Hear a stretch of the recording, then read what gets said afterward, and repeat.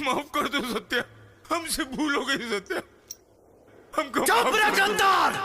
साला खाता है हिंदुस्तान का और गाता है पाकिस्तान का। तो सुन,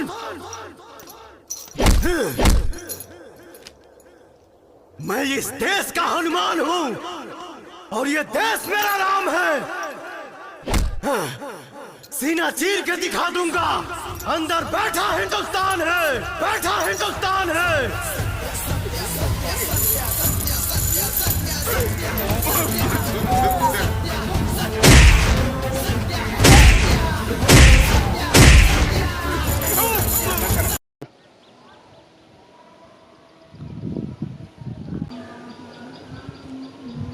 हाँ, मोग लेखा का होता रे, शेर लेखा हिजड़ा लेखा भागत रे।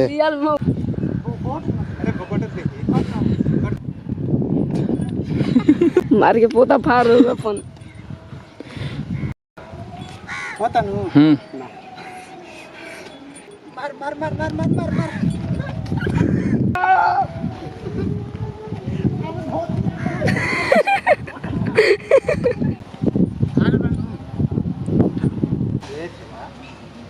ढेर तो विस्तारी है रे।